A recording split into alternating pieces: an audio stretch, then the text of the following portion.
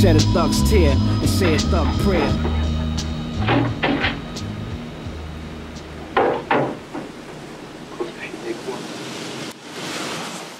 Sacred words. I stand stretched out and racked at the pinnacle of the dawn, ablaze in a morning song.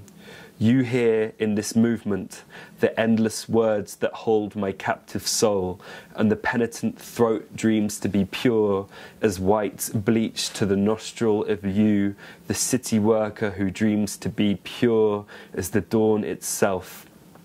And the possibility of landscape is the possibility of capital, stripped into beads of floating tungsten as a base currency. While you live, it pleases to deface, and the hydra at the gates. While you live, a while shifts, such that behind it lends your coupled nature to grace.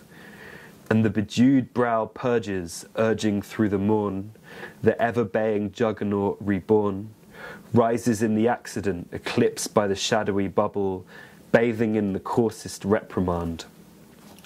I went down to no abasement, and Mercurial was found upturned and hollowed out, eaten by a pack of savage digestives, a translucent holodeck urged for sympathy's sake, to stake my claim on the world stage of moralism, and it pained me at the every frisk of my vitalism to incur the world in such a way, yet the 51 gunmen at my head classed the threat as such, and to it I would turn. On each tiny vial it was writ in barely intelligible script, how canst thou hear, for merely 5 bones per annum from here on. From it I drank and was consumed in vast fires, singe in the air and now only breathe light white truth, stepped on and off the plane, into a rainbow cathec skyscraper, set down into the poverty jungle which was mere continuum, a transhistorical architect, tonic as if of God I had drunk. Suddenly, but not, all objects were remote to my senses, in orbit like a cash nexus, light torpid particles of a sublative infinity, and in measure out of entropy. The law itself of my mind grew out of itself. I felt the objects were a being at one. When I cast my eyes upon them, they were the corrugated folly of death, steaming out a million lines of tiny factories with the blemished faces of Foxconn. Burning in a cerebral mind melt of unhappiness, no joy, no life, but bare reproduction sinewed into a carousel of sameness merely lived above. In the light of this, I cast myself a lesson, and the promise grew within me to extinguish this misery, and I cherished aught opportunity to fatten upon it. The juggernaut must be halted, and no man shall any longer suffer from it. You linger your neck a little while in that verse.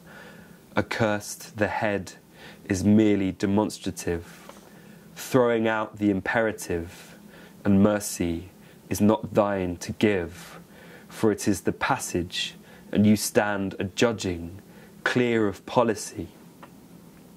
Think of 1,000 silent tongues lashing, crisp, indelible, and you can't but hear them, naught relinquishing the void to endure, your happiness at the absence of voice. Is it sometimes that you love to feel deeply, a sympathy for all erased, and you cherish with a violence where the exclusion is your comfort?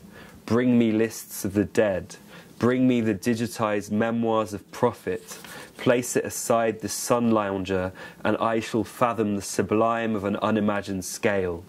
Throat the depths of real imaginations.